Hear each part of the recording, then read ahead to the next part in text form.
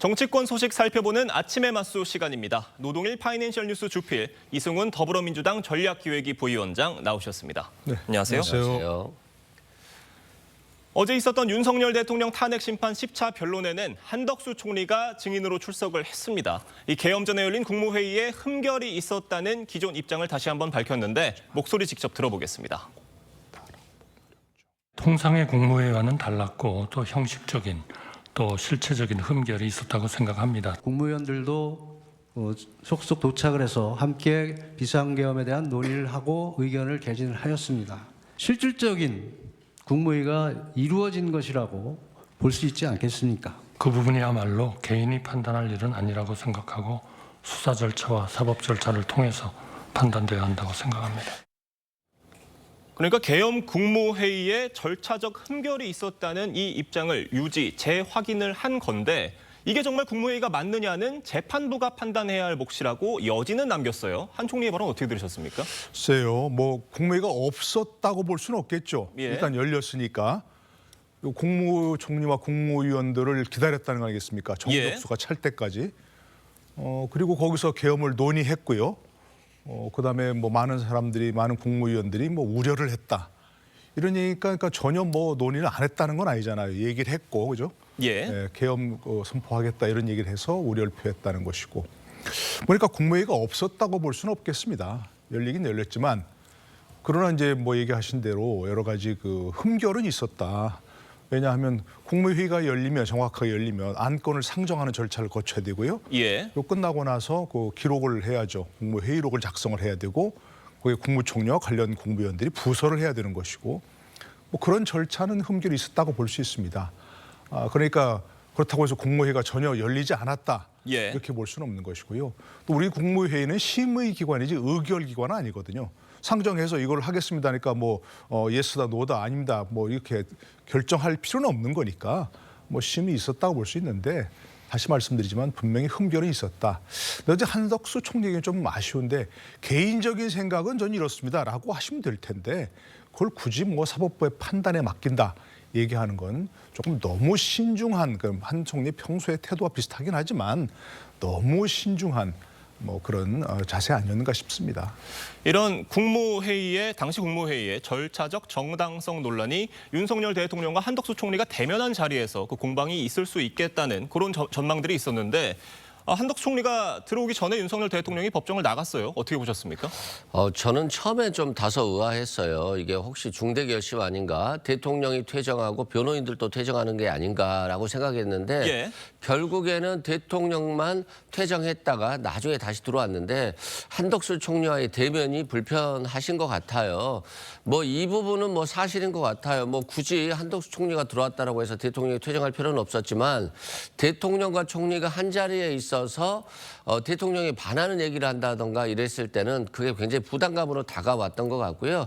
한덕수 총리가 대통령의 입맛에 맞는 말을 해주지는 않았지만 그렇다고 해서 대통령과 맞서서 국무회의는 이건 정말 잘못된 겁니다 라고까지는 강하게 발언하진 않았다. 예. 다만 기존에 이제 본인이 말한 대로 개회 선언도 없었고 폐회 선언도 없었고 또 안건도 이게 비상계엄이란 것이 없어서 사실상은 국무회의라고 보기는 어렵지만 그렇다고 해서 국무회의라고 안 볼 수도 없기 때문에 헌법재판소에서 판단해달라.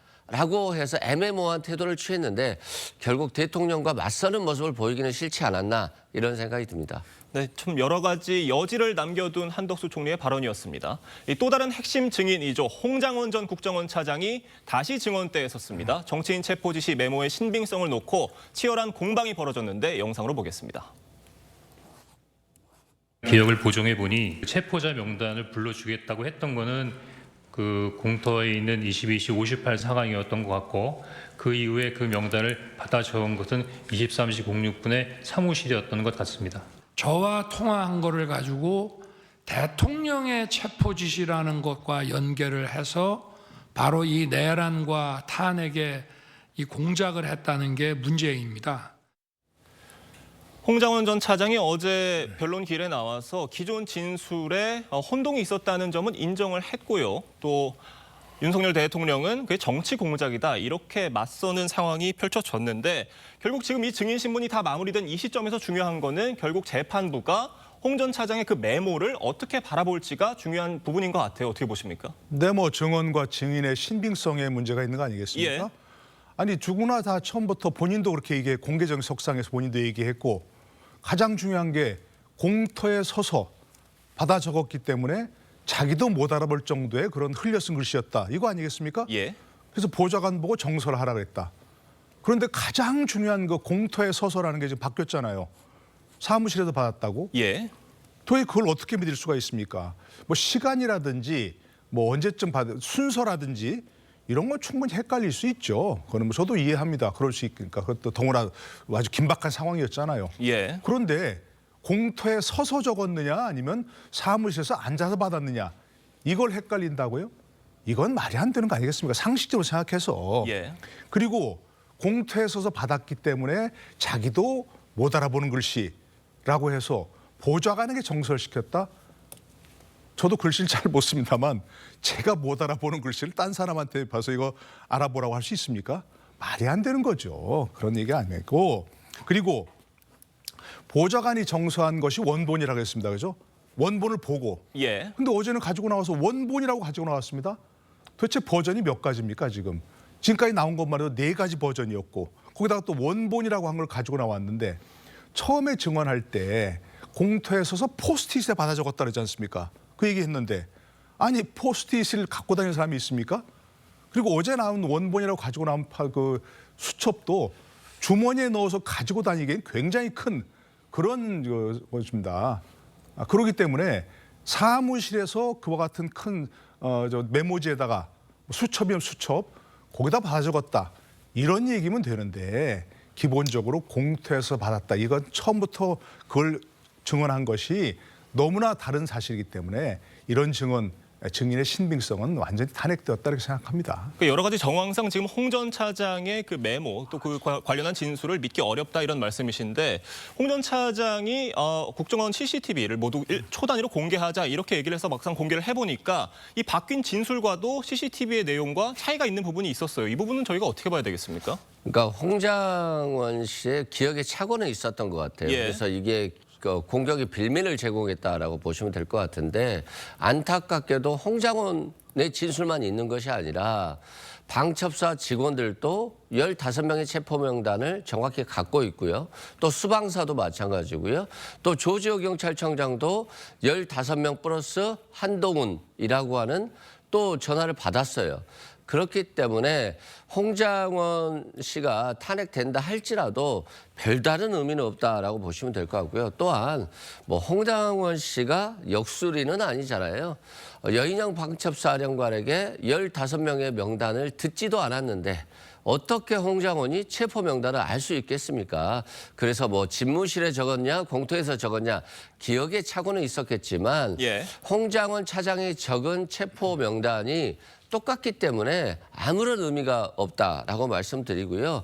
여인영 방첩사령관도 홍장원 전 차장에게 위치 추적 명단을 준 것 자체는 인정하거든요. 그런데 그 명단이 조지호 청장이나 수방사의 명단과 똑같기 때문에 대통령의 바람과 달리 아무런 의미가 없는 증인을 한 번 더 부른 것이다라고 생각됩니다. 윤 대통령 측에서는 홍 전 차장의 증언을 메모를 받아 적은 그 보좌관이 한동훈 전 대표의 친구다 이런 의혹도 제기를 했어요. 그런데 한동훈 전 대표 측에서는 나는 국정원에 친구가 없다 이렇게 또 반박을 했습니다. 어떻게 보셨어요? 그러니까 그 메모에 나온 위치 추적 명단 15명이 틀렸다라는 공격을 하는 게 대통령이 정말 체포 지시를 안 했다라고 하면 맞는 거죠.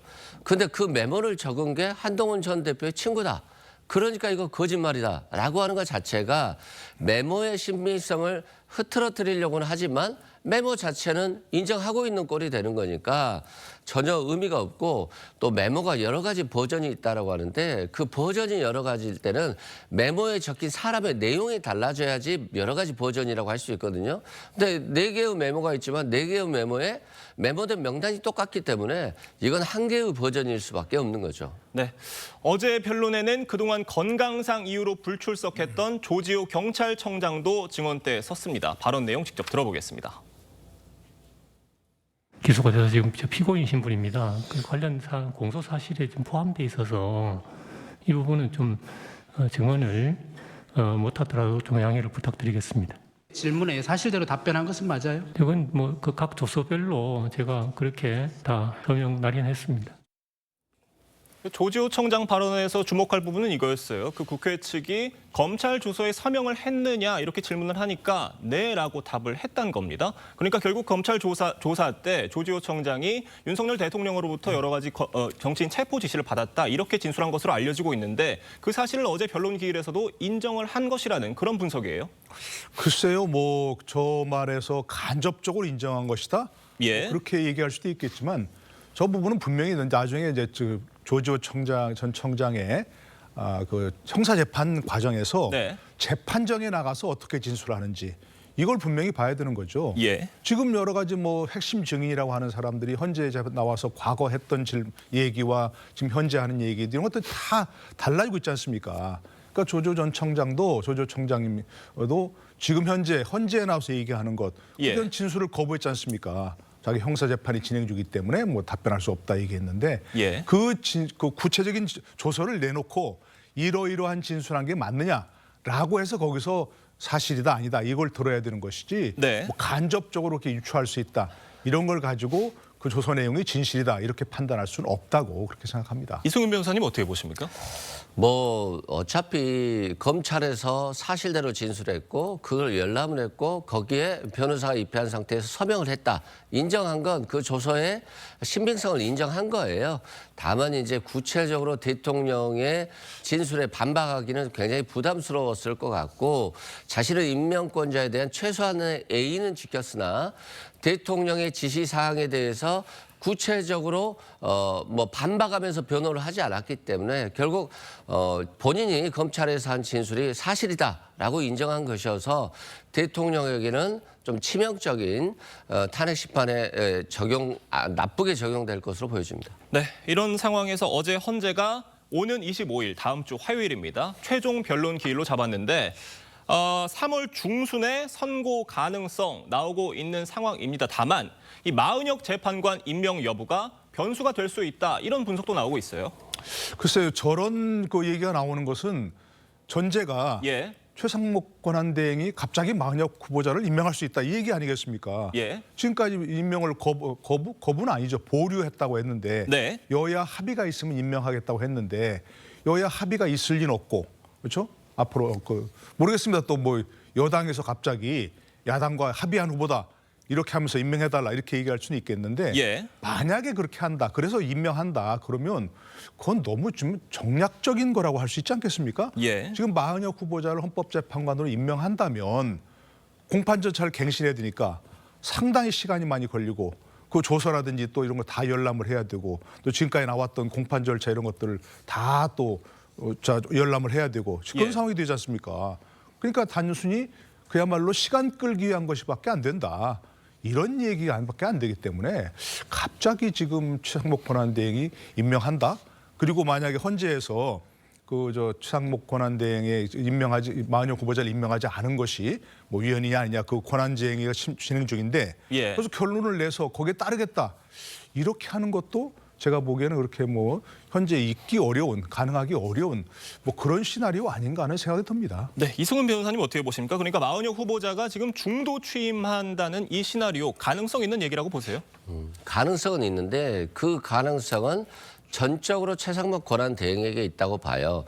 예를 들어서 헌법재판을 한 2주만 미룬다라고 한다면 또 다른 변수가 있을까? 조기 대선 과정에 있어서 뭐 국민의힘에 유리할 수 있을까라는 판단이 선다면 임명할 수도 있겠지만 기존에 여야 합의가 없었기 때문에 임명하지 않았다라고 했는데 뜬금없이 지금 임명한다라고 하는 것은 결국 헌법재판 시간 끌기용이라는 것이 명확해지기 때문에 아마도 최상목 권한대행이 임명 카드를 쓰기는 상당히 어려울 것으로 보여집니다. 네, 저희가 다음 소식으로 넘어가 보겠습니다. 최근 우클릭 행보를 이어가고 있는 민주당 이재명 대표가 어제 현대 자동차 공장을 찾아서 기업 감세를 시사했습니다. 직접 들어보겠습니다. 기업 성장을 통해서 일자리도 만들어지는 것이니까 기업 성장이, 경제 성장에 우리가 많은 관심을 가지고 지원하고 공제제도라고 해야 될지 촉진세제라고 해야 될지 국내 생산 소비를 좀 확충하기 위해 지원하기 위해 세제제도를 새롭게 도입할 필요가 있다. 이재명 대표의 이 중도 보수 발언을 포함해서 여러 가지 우클릭 행보에 대해서 여권은 당연히 물론이고요. 당 내에서도 여러 가지 우려의 목소리가 나오고 있는데 이 우클릭 행보 계속 이어가고 있습니다. 어떻게 보세요?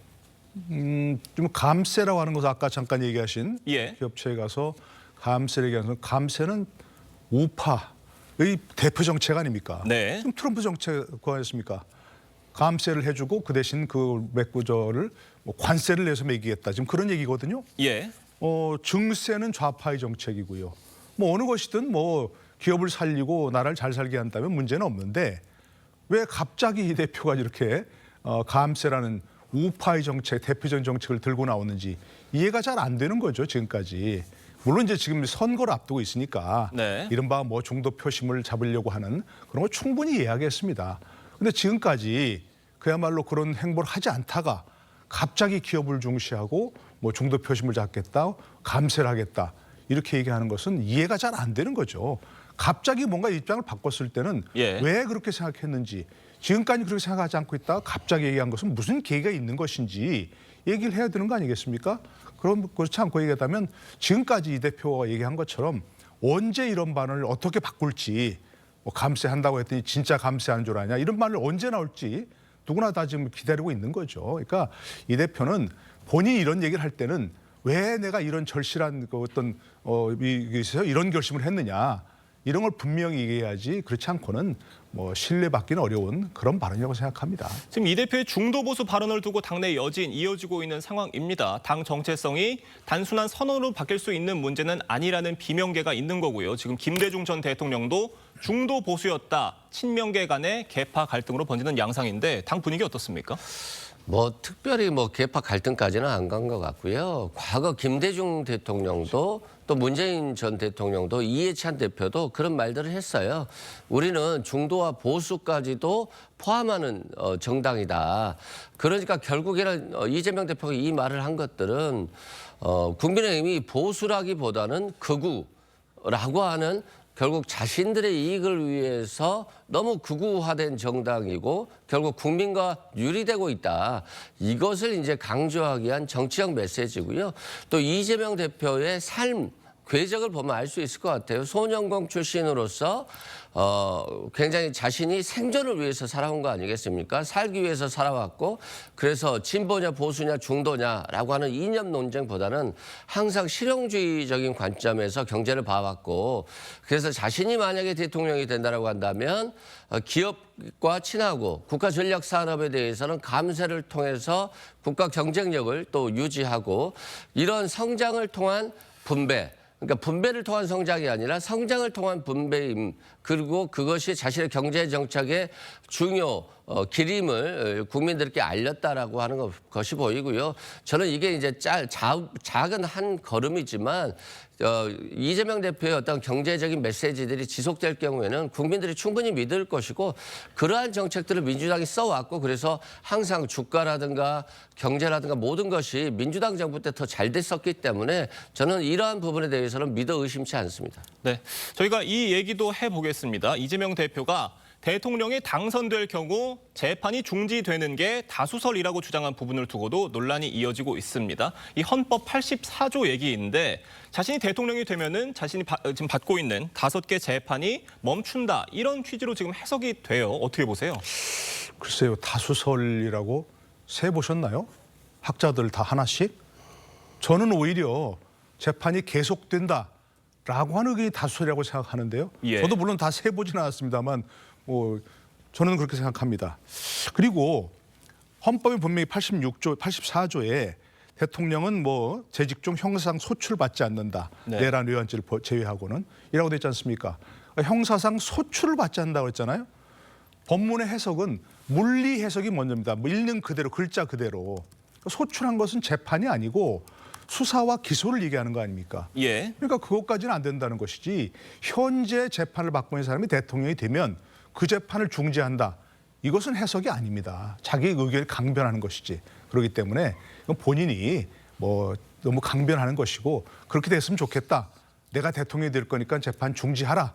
이런 무언의 압력이라고 생각합니다. 지금 말씀해 주신 것처럼 이 부분에 대해서 법 쪽의 의견이 엇갈리고 있는 건 맞는 것 같아요.